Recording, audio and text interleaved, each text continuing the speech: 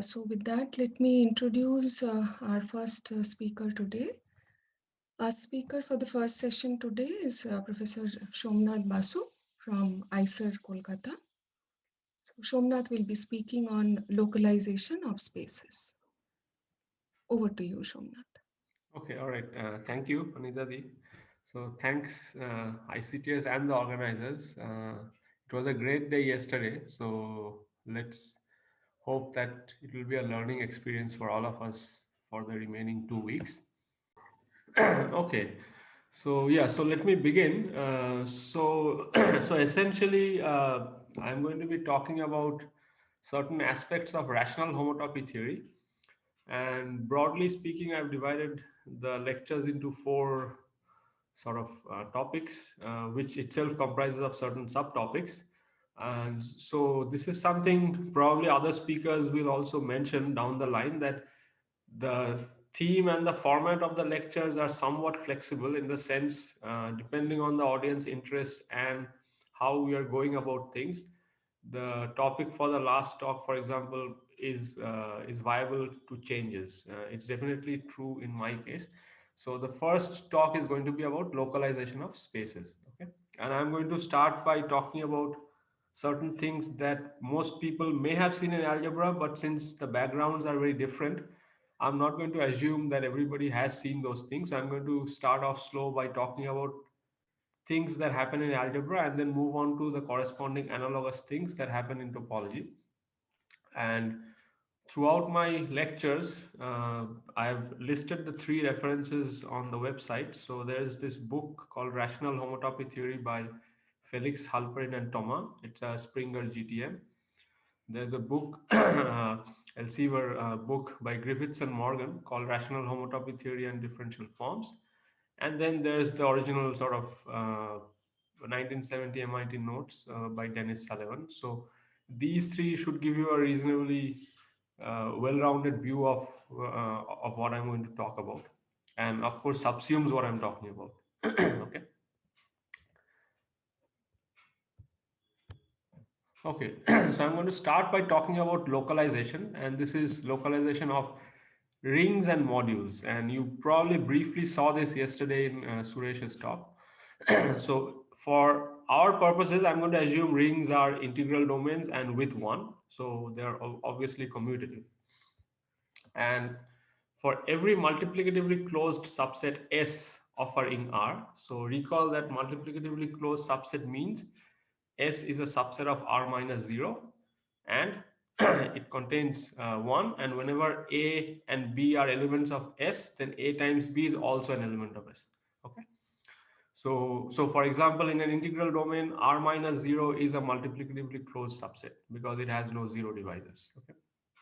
So given any multiplicatively closed subset S of R, we can define what's called S inverse R, or localization of R at S, which is essentially the collection of fractions. So it's just a notation R over S. You can think of it as a formal fraction R over S. And so these are equivalence classes, meaning that R over S is equivalent to R prime over S prime if RS prime equals R prime S. Okay.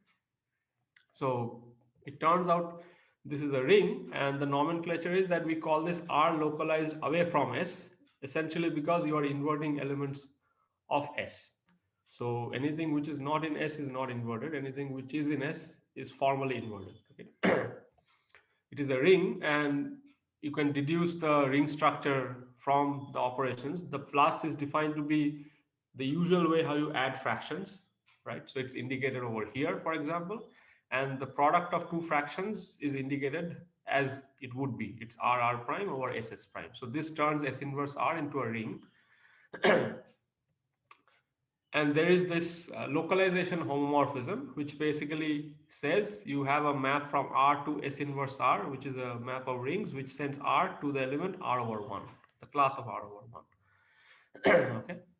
So if you take R minus 0 to be your multiplicatively closed subset, the first example I talked about, and invert all of that, then what do you get? You simply get the field of fractions. So if you take R to be Z, for example, this last thing is going to generate the field of rational numbers, because you're simply inverting all non-zero integers and putting them in the denominator, and then you're essentially talking about fractions by this construction. Okay.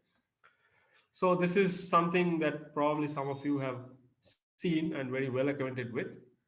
Let me give you a couple of examples, and then we'll take this story further. The name localization comes from algebraic geometry, and probably you heard a little bit about this yesterday, that this is a way to localize a problem by trying to study what's happening in around a point in a typical variety or things like that. Okay. So let's take an example where you localize at a prime. And so in our case, what we mean by that, if P is a prime ideal, then you look at R minus P. Okay, so this is going to be my multiplicatively closed subset. And R minus P is a multiplicatively closed subset because P is a prime ideal. This is something you can check very easily. So if I invert all of these elements, then I call it R localized at P, because I'm basically doing R localized away from R minus P, which is the same thing as R localized at P. So this is just nomenclature, but it agrees with the earlier nomenclature that we had. Okay. So this is something which is quite useful in commutative algebra because it turns this thing into what's called a local ring. So this thing usually is denoted by R subscript P, and this is called a local ring because you have P RP, the ideal generated by P inside RP by the map from R to RP as as the unique maximal ideal. Okay. So yeah. Okay, so the other example, which is basically a particular example of the previous example, is you take M to be x minus a, the ideal generated by all polynomials which are divisible by x minus a, and my ring R is the ring of polynomials in one variable, Cx. And we know that this is a maximal ideal because the quotient is C. So we can now localize R at M, which means you basically invert all polynomials which do not have x minus a as a factor. Equivalently, you're inverting all polynomials which does not vanish at a. Okay? And so this is one way of trying to understand polynomials and their behavior around a. And those which do not vanish, they're locally invertible. So you basically make them invertible locally anyway, because they globally may not be invertible as polynomials, but locally they are, because around a, if p is non-zero at a, then it's non-zero around a. So yeah, so this is an example which you probably see quite often. The third one is more from number theory or even basic algebra, that you can look at the localized ring Z round bracket 3. So this is just setting up notation. So round bracket 3 means the prime ideal generated by the integer 3, which means all integers divisible by 3. So this is a prime ideal, and so I'm localizing Z at 3. Okay. So what would be the fractions? So this is, of course, if I localize any Z at any prime ideal, it's going to be a subring of Q, because it literally sits inside the fraction field of Z, which is Q. And so the elements in Z localized at the ideal 3 are fractions where the denominators are built out of primes which are not 3, meaning the denominators must be co-prime to 3. So that's all. So these are all fractions of the form A over B, where 3 does not divide B. Okay. So more generally, instead of sort of choosing a particular prime like 3 here, you can just choose L to be a set of primes in L. So L could be set of all primes, L could be the empty set of primes, but just choose L to be a set of primes in Z. And then you look at S to be the multiplicative set generated by primes not in L. So that's the crucial thing. Like here, when we say 3, you take the set L to be the prime, only the prime 3. And then you look at all integers generated by primes not in that set, which means you look at the integers which are co-prime to 3, and then you invert all of that. So that's practically what we did here. So you do the same thing here. You look at S to be the multiplicative set generated by primes outside of L, and then declare S inverse Z to be the ring Z localized at L. Okay, because you're basically inverting everything outside. And so we often denote this by Z subscript L. Okay. So this is a notation that I think, depending on the on the context, if you're following the book by Felix Halperin and Thomas, they usually use Z subscript P, script P, where P is a set of primes, and so this is the notation that Sullivan follows in his notes. So I'm following that because I didn't want to switch between the two notations now and later on. Okay.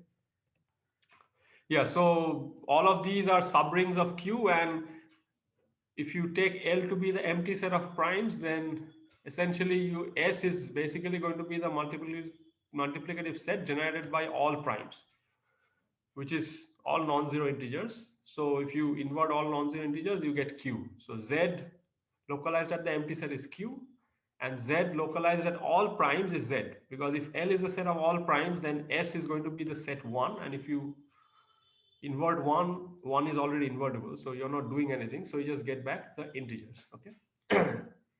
Okay, and you have seen this also yesterday. You can localize modules, meaning given a module M over a ring R, you have a new ring S inverse R. You can construct a module called S inverse M, which is going to be a module over the local ring over the localized ring S inverse R. Okay? And so there you can construct it using the equivalence classes of fractions like I talked about, but it turns out that is equivalent to this construction, which is you take M as a R module and you know that S inverse R also is a R module. You can take the tensor product of M with this R module over R, and what you get, you can define it to be S inverse M, and it turns out this is a S inverse R module because it can act on the right, for example. Okay. So yeah, these are some examples. We may not get to see many more actual algebraic examples, but if there are any questions at any point of time, feel free to ask. But these are basic enough that you might have either seen it or you might be able to go back and think for a minute and work out what I'm saying. Okay, so now let's try to do everything in the context of abelian groups, and abelian groups are nothing but Z-modules, right? So that is where this picture comes in. So when we talk about localization of an abelian group, we talk about localization with respect to a set of primes, and the set of primes will always be denoted by L, this letter L. So when I say localizing an abelian group with respect to L, what I mean is constructing this ZL module A tensor Z ZL. So this is precisely the notation that I introduced just at the end of the last slide, that given a module M, localizing that module with respect to a certain set of primes or a certain multiplicatively closed set simply means you take M tensor over the ring, which is Z, because A is a Z module, over the localized ring, which is S inverse R in general and Z localized at L in this particular case. Okay? So this is my localization of A with respect to L.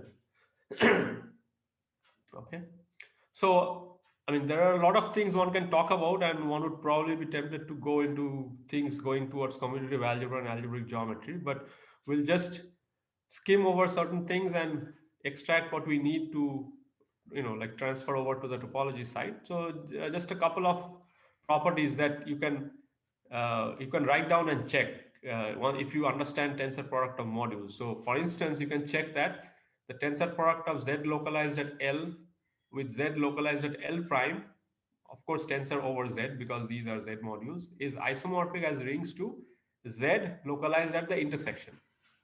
And this is something you can write down and check. So in particular, you notice that if L prime is equal to L, then this intersection is L itself. So you get that ZL tensor ZL is nothing but ZL. So this is actually an isomorphism, but okay, I wrote equal.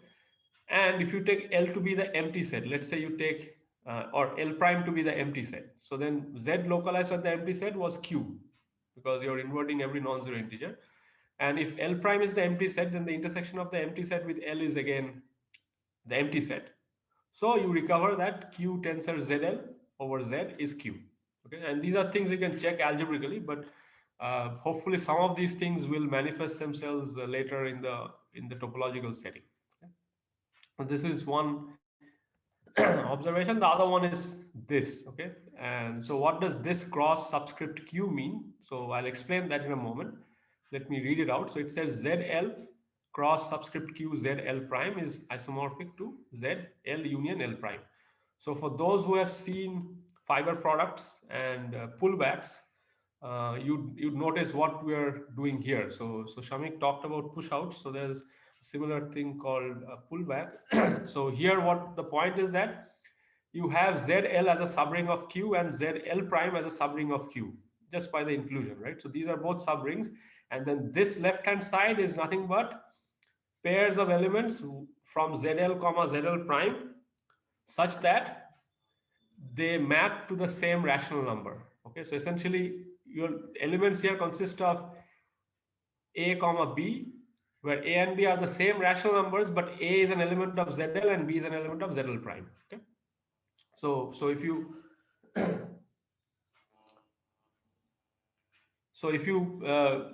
essentially work it out and write this thing out, the map. So I mean, there's a clear map from here to here. You can check that this is an isomorphism. Okay? And this has a chance of manifesting itself at the level of spaces, because we can talk about fiber products, but then we have to make sense of what do we mean. So if I replace Z by some sort of a space X, then we have to make sense of what is X localized at L and X localized at L here, and what would be the replacement for Q, for example. Okay, but we'll come to that later on. This is a fairly simple algebraic exercise. Okay. Yeah, so, and in fact you can check that if the intersection is empty, then this map is actually surjective. So the map taking alpha comma beta to alpha plus beta is actually surjective. Okay. Yeah, so there's a small fact which it's a couple of lines, but again, this is something probably you can just sit down and prove. So it's going to be useful moving forward. So I'll state it. So it says that an abelian group A is a ZL module if and only if A is isomorphic to L via the localization homomorphism. See, there's always a map from A to AL, because there's a map from M to its localization, namely M goes to M over 1, right? Or M goes to M tensor 1 over 1. So there's always a map from A to its localization. And the fact is that an abelian group A is a ZL module if and only if this localization map from A to AL is an isomorphism. Instead of a homomorphism, it's an isomorphism. So one side is pretty clear. If A is isomorphic to AL, then clearly, then if you tensor with ZL, you don't do anything. It's already localized and it's clearly a ZL module. You have to just check the other implication. Okay. All right. So, okay. So some properties of abelian groups and how it connects with localizations. So the first property is what I call flatness. It says localization preserves exactness. So this is called flatness because this is the terminology that is used in algebraic geometry. Perhaps there's a sort of not so immediately clear reason for calling it flat, but I personally don't know of any connections of this notion to the flatness in the sense of curvature in Riemannian geometry, but it is called flatness in the context of algebraic geometry. So hence I put this word in here. So the point is that if you have a short exact sequence, for example, of abelian groups 0 to A to B to C to 0. So this is also a short exact sequence of Z-modules. And if you tensor, so when you localize, what are you doing? You're tensoring this with Z localized at L, tensoring this with Z localized at L, tensoring this with Z localized at L. Okay? Now it turns out that if you have a short exact sequence and if you tensor, it is typically going to be right exact, but it's not going to be exact here. Meaning that if you take A tensor M to B tensor M to C tensor M and then try to put a 0 here and a 0 here, then exactness is preserved for the last four things: A tensor ZL, B tensor ZL, C tensor ZL, and 0. But you might lose this thing here. But it turns out that that is in fact preserved in this case because ZL is a subring of Q, and Q is a field. Okay, and in fact, Q is something which preserves. When you talk about short exact sequence of Z modules, if you tensor this with Q, it becomes a short exact sequence. So that, and for that reason, this is also a short exact sequence of ZL modules, because now these are localized. Okay, so this is going to be useful here. So the functor, in the usual language, you say the functor is right exact, and so the only thing you have to check is that you can put a zero here, meaning that this map is injective. But if A over S belongs to AL maps to zero, that means for some t in the multiplicatively closed set S, t times A is zero. But see, T is an element of S, which is a subset of R, and A is an element of A. So TA is an element of A because A is an R module, and this map is injective. So TA is zero here means TA is, TA is zero in B means TA is zero in A because TA is an element of A after all.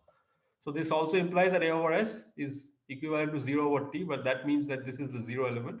So you can put a zero here. So that proves injectivity, and that's it. Okay. So this is one property which we'll be making use of in the next slide. There's another property called the 2 out of 3 property, and this is, I mean, it's something probably I've seen in algebraic topology when you talked about 5 lemma and other things like that. So it says if you have a short exact sequence of abelian groups, if two of the groups are ZL modules, then so is the third. Okay, and why is that? Well, you take a short exact sequence 0 to A to B to C to 0, and you localize it with respect to L, meaning you take 0 to AL to BL to CL to 0, and you have these vertical maps which is obtained by sending A to its localization, and this is simply obtained by tensoring with Z localized at L, and this is a commutative diagram, right? So now you notice that if any two are, and of course you can put identity here, 0 to 0 is an isomorphism by identity map, and 0 to 0. So if you know that any of these two vertical maps are isomorphisms, then you are done. Then the other one is an isomorphism by the 5 lemma basically, right? And the fact that any two vertical maps are isomorphisms is precisely the case that any two groups are ZL modules, because remember, if an abelian group is a ZL module, then the localization map is an isomorphism. That is the last remark that I made. So this is an isomorphism is precisely saying that A is a ZL module. Similarly, if C is a ZL module, then this is an isomorphism. So by the 5 lemma, this has to be an isomorphism. And you can work out the other cases as well. Okay. Are there any questions so far? Okay. So where does this thing appear in topology? In general, if you have want to have a 2 out of 3 property, and you want to talk about families. So instead of a short exact sequence, let's say now we want to talk about families, an to bn to cn to an minus 1 to bn minus 1 to cn minus 1 and so on. So we'll see that fibration gives you examples at hand. And we saw fibration yesterday in Samik's lecture. So I'm going to make use of that. Yeah, so connections to topology arises as follows. So they'll arise through fibrations, and given a fibration, you saw yesterday that there's a long exact sequence of homotopy groups. Given a Serre fibration, for example, there's a long exact sequence of homotopy groups. Okay. So before we get there, if I have a long exact sequence of abelian groups, so I have three families of them, and they appear as an to bn to cn to an minus 1 to bn minus 1 all the way. Typically, they'll terminate at some point, but it could a priori be a long exact sequence. So again, the claim is that if two of the three families are ZL modules, then so is the third. So this is just a simple like generalization of the remark that I made in the last slide, the same 2 out of 3 property. Okay. And again, this follows simply by applying the tensor, and tensoring with ZL preserves exactness, and then you apply the 5 lemma. Okay. So it's the same argument. So the way this appears is, let's say we have a fibration of connected spaces, and I'm going to assume that their fundamental groups are abelian. Why? Because I basically want to localize the homotopy groups of F, E, and B. But to do that, I need to know that these are abelian groups or Z-modules. And apart from the fundamental group, the other groups are already abelian. So I have to ensure that I can tensor pi1 of E, for example, with ZL. And to do that, I have to assume that they're abelian. Otherwise, I cannot tensor with a subring of Q as a Z module, right? So in typical examples, you might be assuming that these are actually simply connected, for example, but for the formal algebraic application, you can assume they're abelian pi1, all the three spaces. Okay. So then you have a long exact sequence of homotopy groups, and we saw this yesterday. So this is a long exact sequence which you can localize, right? So now if you apply this preceding discussion over here, what does it tell you? It tells you that if two of the families, pi star f means pi, like pi 1, pi 2 all the way through, and pi star e is also, so there's this family, star stands for non-negative integers. So if two of the three families are ZL modules, then so is the third. So this is a simple application of this, which was a simple application of tensoring with ZL preserving exactness and the 5 lemma. Okay. So we will come back to this perhaps at the end of today's lecture or maybe in one of the subsequent lectures. So what is the effect of localizing the homotopy groups at a set of primes L? Okay, and typically we're going to localize at the empty set, which means we'll be tensoring these with Q because the goal is to talk about rational homotopy theory. So at some point we'll discuss what happens if you take pi star f tensor Q, for example. So anyway, so this is a hopefully the first sort of connection that you see between whatever we have been discussing so far, the algebra side of things, with something that has applications to topology. Okay. All right. So all right. So let me now talk a little bit about what are called local spaces. So let me give you a definition, make some remarks, then talk about an actual example, which is going to be a construction, and then we'll come back and revisit these things. Hopefully, in light of the example and the definition, you'll be better placed to appreciate what's going on rather than giving you a whole bunch of like definitions and properties first. So I'll stick to simply connected spaces for this discussion. You probably can extend this discussion to simple spaces or even other spaces, but I'll stick to simply connected spaces to avoid technicalities.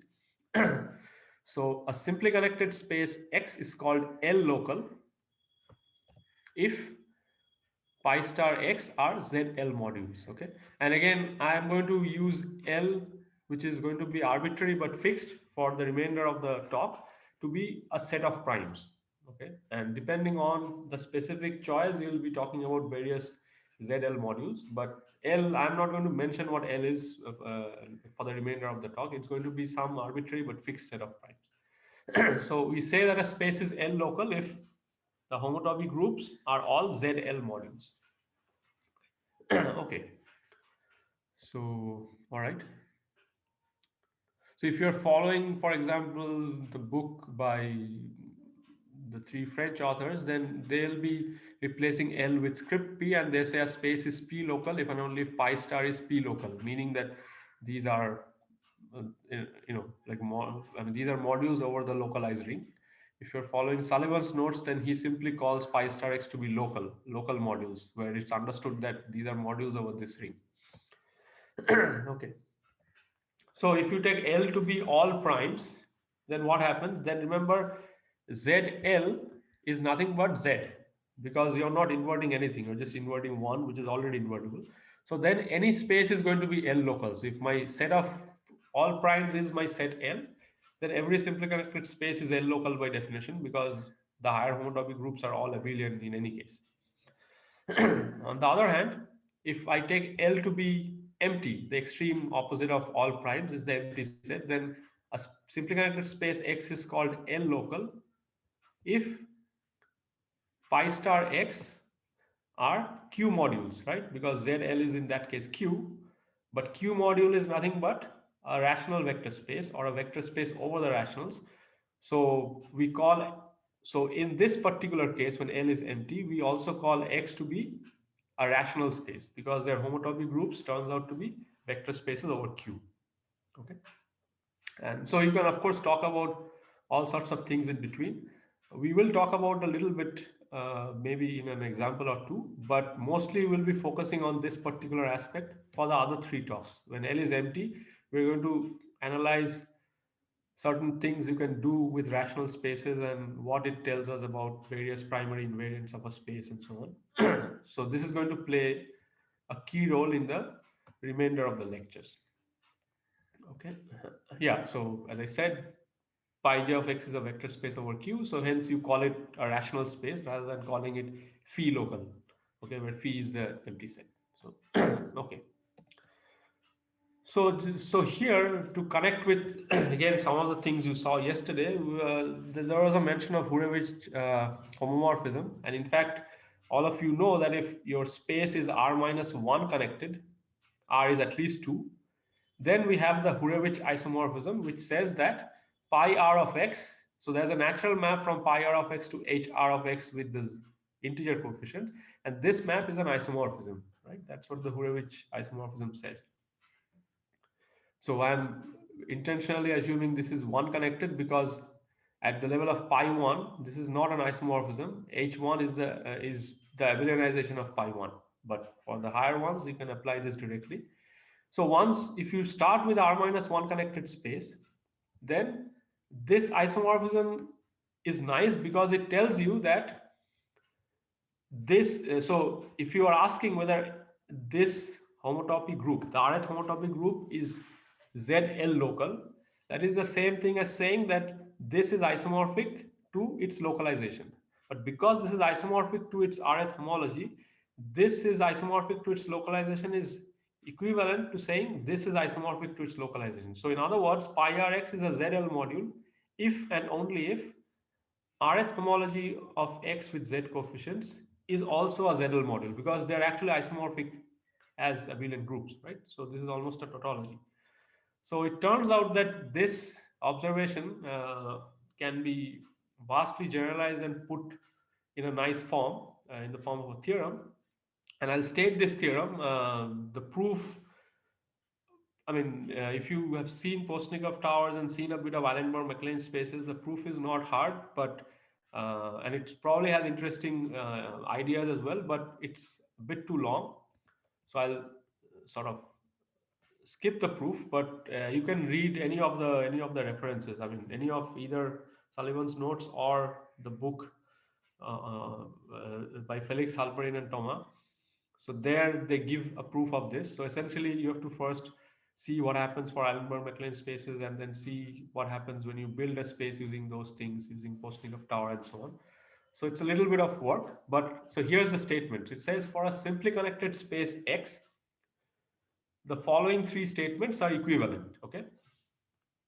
So the first statement is that pi star x are ZL modules. The second statement is the reduced homology. So there's a small tilde here. I hope people can notice this. This is not the usual homology, but the reduced homology are ZL modules. And the third is that the reduced homology of omega x. What is omega x? This is something again you saw yesterday. Omega x is the set of loops in X, right? So this is basically maps from S1 to X, where 1 goes to a base point x0 already chosen for X. And you are and so because X is simply connected, this loop space, I mean the base loop space is path connected. So I mean there's no issue of which component and so on, but in general you compute the reduced homology of this, and these three statements are equivalent, meaning if pi star x is a pi star x are ZL modules, then the reduced homology are ZL modules, and the reduced homology of the base loop space are ZL modules, and of course C also implies A. So A implies B implies C implies A is usually the order in how you prove things. In the proof, typically it turns out you first prove A is equivalent to B, and then you prove C is equivalent to one of them. So okay, so one point about the reduced part here is that you cannot expect H0 of any space, no matter what kind of space you have, to be a ZL module because H0 of a simply connected space with Z coefficients is simply Z, and Z is not a ZL module. Okay, so that's why you put reduced here to get rid of that pathological thing that you get in degree zero, because no matter what you do here, degree zero is always going to give you a Z, and Z is never a ZL module, right? So that's why you want reduced here and reduced here. Okay? So yeah, so we haven't quite seen what a local space should look like, and chances are probably a lot of you may not have seen what such a space looks like. So what I plan to do in the next slide is to give you an example of such a space, and then proceed with the theory. Okay, so this theorem might be useful in the sense that it's saying that if you wanted to have a space where the homotopy groups are ZL local, usually computing these groups might be hard. This is giving you a way out by saying you compute the reduced homology, and then if you, which often is computable, and then if you know that those are ZL modules, then you're guaranteed that the homotopy groups are ZL modules, for example. Okay, so that's probably one benefit of this theorem, the way I see it. Okay, so all right. Yeah, so let's talk about the rational circle. So what is a rational circle? So again, a circle is not simply connected. So you might object by saying I have been sort of saying this slogan that we'll talk about simply connected spaces, but now all of a sudden I'm talking about a space which is not simply connected. Well, circle is not too bad of a space in the sense that the fundamental group is abelian, and it acts I mean, the fundamental group acts trivially on the higher homotopy groups and the higher homologies and so on, simply because they are zero. Okay, so it's still a rather nice space in the sense it's a simple space, but let me give you the construction first without getting into the properties. So suppose we fix a positive integer k, and then we also denote by the integer k the map from the circle to the circle, which is winding around k times. So for if k is equal to 2, the map would be z goes to z square, and I'm denoting that map also by 2. Okay, so effectively the map is e to the 2 pi I t goes to the e to the 2 pi I kt. It's just that map. So now I think of C standing for the cylinder, which is S1 cross 0, 1, as placed horizontally. So imagine you have a cylinder and it's placed on the floor. So there's a left end, which is a copy of S1 at 0, and there's a right end, which is a copy of S1 at 1, right? So here's my cylinders, right? So there's the first cylinder, there's the second, there's the third, there's the fourth, and all the way up to uh, the n minus 1 at 1. So I construct a space S1 subscript n as indicated below. So what does these arrows mean? It means you take a cylinder, which is S1 cross 0, 1, and you identify the rightmost end of the first cylinder, which is a copy of S1, to the leftmost end of the second cylinder. So these are both S1s, and you identify this S1 to that S1 by the map 2, meaning you take this S1 and wrap it around twice this particular S1. So that's what this map 2 does, right? Similarly, you take the rightmost S1 of the second cylinder and identify to the leftmost circle of the third cylinder by the map 3, which means you take this and wrap around this circle 3 times. And you keep doing it until you hit the last cylinder n minus 1th, where the previous circle maps to this circle by wrapping it around n times. Okay, so I call this space S1 subscript n. So by construction, this space is not too interesting, as you see, because see, if I forget this part of the second cylinder, what am I saying? I'm just saying take this cylinder and map this end by this map to an abstract circle. But that is still basically the cylinder, because I'm not doing anything. I'm just taking an abstract circle and mapping this end to that end, right? If I ignore all of this. So the point is that the space that we're interested in is basically the direct limit or the co-limit of these spaces under inclusion. So S1n clearly sits inside S1 of n plus 1, because I'll be stacking in one more cylinder at the end of this, and the multiplication identification is going to be by z goes to z to the n plus 1. So there's an inclusion, and I take S1 of q to be the co-limit of these spaces. Okay. So then something interesting happens. Okay, so I'll make a few remarks and then I'll see if people have questions.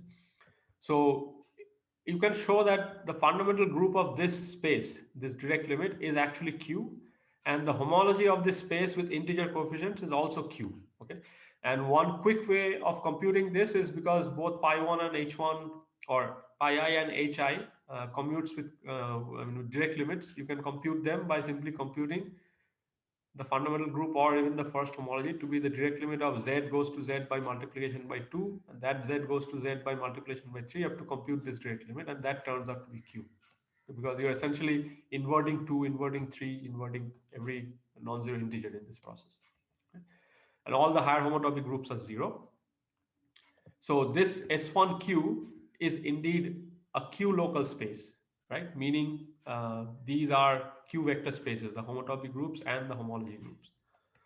And what I was saying earlier was that if you look at S1n, just this finite construction, this clearly deformation retracts to the rightmost S1, because you can simply collapse this entire cylinder to this.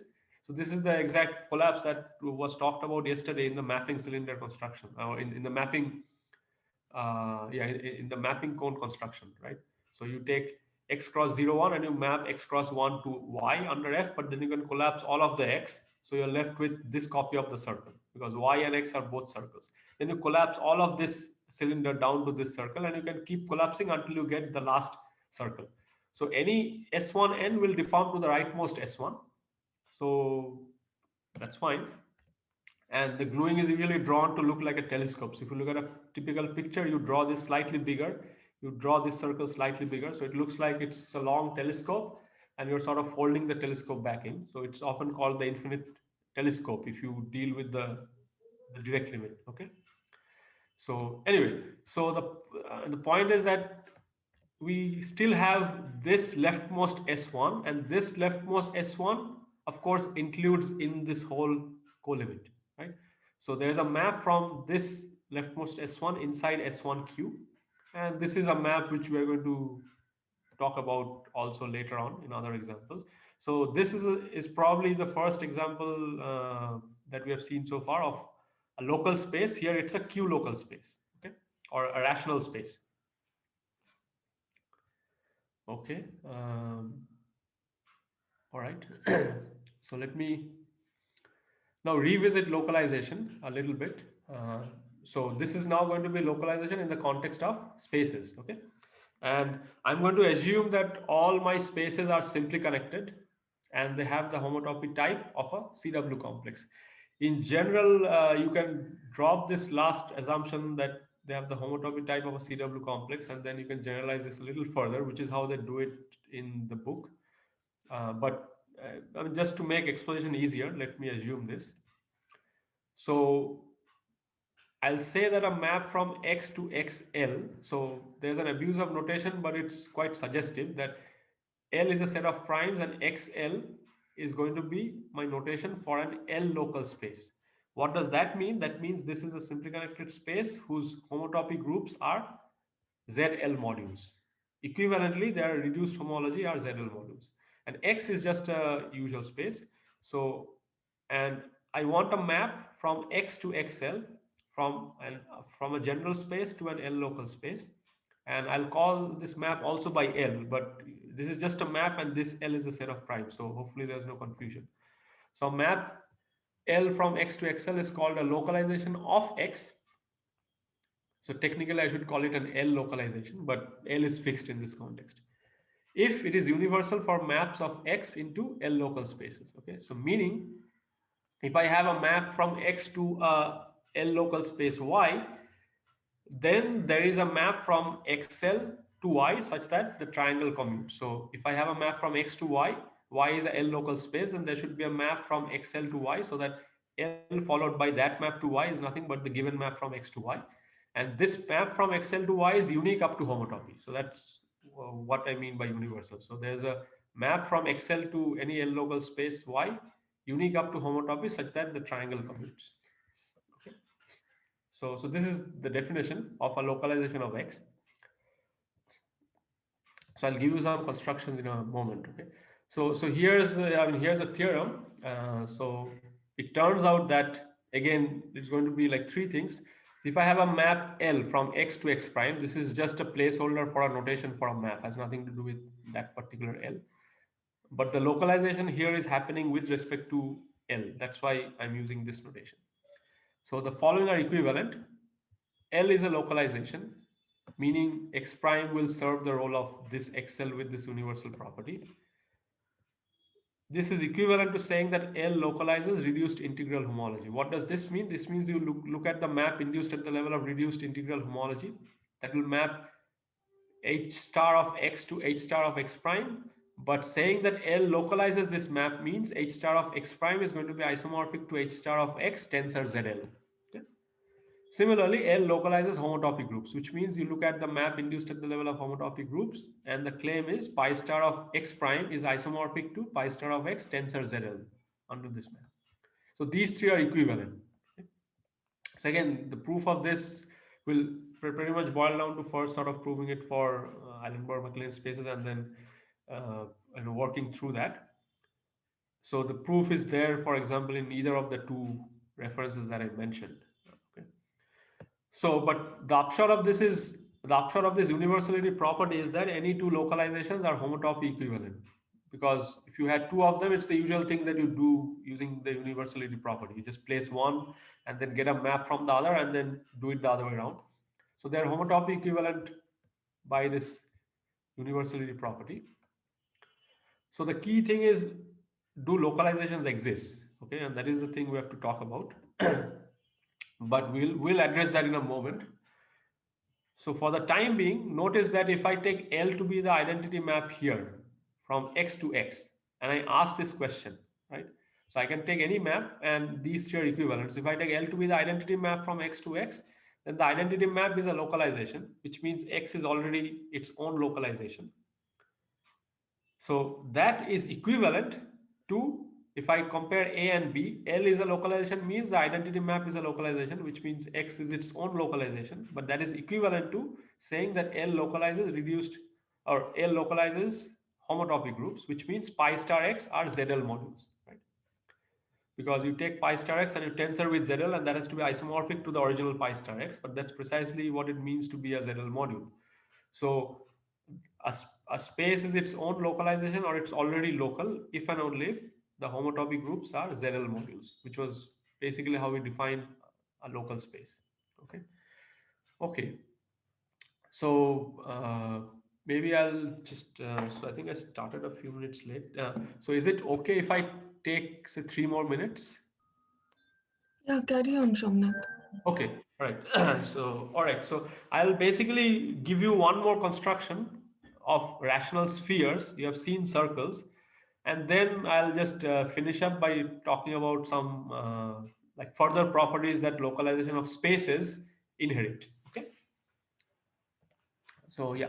So rational spheres, well, it would pretty much be the same construction. If you understood what we did for the circle, you take sk cross 0, 1, and then you basically identify the rightmost sk of the first sort of generalized cylinder to the leftmost sk of the next generalized cylinder by a degree 2 map, a degree 3 map, and so on. And so you don't have explicit formulas from like z to z to the k, but you know how to write down degree k maps from spheres to spheres. So it's the same idea, right? So if you want to generalize that construction to localizing a sphere at a general set of primes L, how do you do that? Well, the idea is the same. You look at the positive integers relatively prime to L. So L is a fixed set of primes. And in our case, so you look at, since L was the empty set, we basically looked at all the integers. So here you look at the positive integers relatively prime to L. These are the ones you're inverting in the ring, right? So you enumerate them as k1, k2, k3, dot, dot, dot. And now for n bigger than or equal to 2, because we already talked about this case of the circle, you consider this space Sn localized at L. So this L is not to be misunderstood for an index. This is Sn localized at L. Perhaps I should have written a bracket, which is you first take the wedge product of countably infinitely many copies of the n sphere, which are indexed by an integer I from 0 through infinity. And then you glue a collection of disjoint disks, countably infinitely many of them, by a map phi. And what does the map phi does? Well, it does exactly what we did in the case of a cylinder. It's just that now everything is slightly like it's like the pointed version of the previous example. So you take the jth n plus one disk and you attach this along its boundary to this wedge. How do you do that? The boundary of this is the n sphere, and you basically choose a map from the n sphere, which is the boundary of this, which maps to the Sn minus 1 wedge Snj, right? So the boundary of this only hits two of the spheres here, two consecutive spheres indexed by j minus 1 and j. And this map should be of the form that this Sn maps to this once and maps to this kj times, or maps by degree kj, right? So effectively, if I look at the map phi star at the level of the generators, Sn should go to the generator of this minus kj times the generator of this at the level of homology, for example, or at the level of you know, like homotopy groups. So essentially, you take a sphere and you basically you can break it up into two hemispheres, and then each hemisphere you can map one hemisphere identically to this Sn, the other hemisphere you can wrap it around kj times to this thing. But you, I mean, you put a minus sign. So you attach each disk by this map phi. So this phi is defined for all disks. Okay, there should be a phi j, but okay. So then again, the same kind of argument with direct limits and so on. You can show that this space, when you calculate the reduced homology, is actually concentrated in degree n. Okay, and equals ZL because of how things are constructed. Again, it's going to be a computation of direct limit of groups. So you have yourself a space. So this space S and L is simply connected, and we have an inclusion of the usual n sphere into SNL, which is Sn at zero, right? So there's Sn subscript zero, that's the usual sphere, and this is a localization. So this SNL is a localization of the n sphere at the set of primes L. Okay? And so this is going to be useful because you can now try to localize any CW complex or even a relative pair, because now what you do is you basically have localized spheres, and once you have localized disks, you can now do the same thing that you do for a usual CW complex, because you build them inductively by attaching disks along their spheres to the already defined lower skeleton, right? So you can define the n plus 1 local disk, or the L local n plus 1 disk, to be take the local sphere cross 0 1, and then you mod out by the copy of the local sphere at 0. So define that to be the disk. And so if you read through any of the text, you'll see that these are used to sort of construct localizations of CW complexes. So hopefully this gives you some idea. So yeah, so SNL is called the L local n sphere. And this generalizes the construction for rational spheres or rational circles. Okay, so yeah, so I'll just end with this. So there are a few properties, and this is just the last slide, so I'll just be mentioning them without having the time to explain them. So the first thing is you can localize spaces. We only saw two examples of localizing spheres and localizing disks and localizing circles. You can localize spaces. You first do it for CW complexes, and then you sort of can do it for any space which has a weak homotopy type of a CW complex. And more importantly, localization, again, here I'm assuming as a blanket that spaces are simply connected. So localization preserves fibrations and co-fibrations, so which is nice, because then you can revert back to what we said earlier, that given FEB, a fibration, if you localize, you get a localized fibration, but then if you look at the homotopy group and the long exact sequence, those are ZL modules automatically. So it connects up with the earlier remark. And for any L local space, it turns out that if you look at the set of based homotopy classes of maps from the localized n sphere to X, it's a group, okay, for n bigger than 1. And it's a group for a simple reason that usually these spheres are not things you can construct a group out of. In the usual way, you collapse the equator, and that gives you the group structure. Here there is no prescribed equator in that sense, but this is a group for the simple reason that the suspension of the n minus 1 dimensional local sphere is nothing but up to homotopy the n dimensional the L local n sphere. Okay, so it's because of this suspension here, you can give it a group structure. Okay. So yeah, so and this is obviously going to be isomorphic to pi n of x because these are now ZL modules because x is a local space. So you don't have to tensor this with ZL. And let me just end with this thing. So if you have a map from x to y, there exists a map fq from the rationalization of xq to the rationalization of yq. This map exists, due to sort of the universality property. And the universality property also says that this diagram commutes. Okay. So this is going to be useful for us. So you can declare the rational homotopy type of a CW complex to be the actual homotopy type of its rationalization, because the rationalization will turn out to be a CW complex and will have a well-defined homotopy type. I wrote weak here because you can often generalize this to simply connected spaces which have the weak homotopy type of a CW complex. In that case, XQ is only well-defined up to weak homotopy type. So this is what we will talk about in the next lecture. So yeah, so I'll just end with this. Okay. Thank you, Somnath. I think there's a question in the chat. Oh, just 1 second. Shall I stop sharing?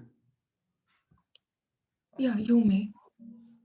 Okay, I cannot see the chat. Okay, let's see. Is this also homotopy colimit? No, which one is the homotopy colimit? Yeah, so for S1, when you constructed the rational circle, that was like a homotopy colimit, which you constructed, Right. the Yeah. mapping telescope. Yeah. And for the higher dimensional spheres also, is it some sort of a homotopy colimit of some diagram? Yeah, so you could probably do. I guess the reason why I did it this way here is because you want it to be sort of based and you want 1 0 cell and then no 1 cells and so on. But you could probably do the same thing. You take Sn cross 0 1 and then you identify the end of one end to the other end by a degree 2 map, a degree 3 map, and so on. So usually what you do, yeah, so you just enumerate the ki's coming from the denominators or the integers co-prime to the primes in L, and then if you construct that at every finite stage is going to be Sn, but the co-limit is going to have the right homotopy groups and the right homology groups. Uh, Thank you. No, I just wanted to ask, like, suppose this is like a wild guess, but if you just take some, say, orientable manifold, there also you can make sense of this degree map. It would be, I don't know if it is possible, but can you just fit in this thing that, uh, just take the homotopy co-limit and expect it to be some sort of a rational space? Oh, I see. Oh, you're saying you take any space where the degree, or say a manifold where the degree makes sense, and replace the essence with M, and then do this telescope. Yeah, I see. maybe it's too ambitious. I don't know. Well, so the point is, see, the one issue is the following: that if you take Sn to Sn a degree D map at the level of homotopy, the problem is that at the level of pi n, it's a degree D map. So at the level of pi n, you get exactly the localized ring, right? But a degree D map from S2 to S2, for example, induces a degree D square map from pi 3 of S2 to pi 3 of S2. Right. So in the higher homotopies, you'll have to keep track of what those maps are, and if you work it out, I don't know what you'll get. I haven't thought about, thought about it this way, but one could, one could try it out a priori. Yes. Okay. Thank you. So since we have run out of time, maybe if you have questions for Somnath, then you can ask him at the interactions session. Okay. Thank you. Thank you. Thank you very much.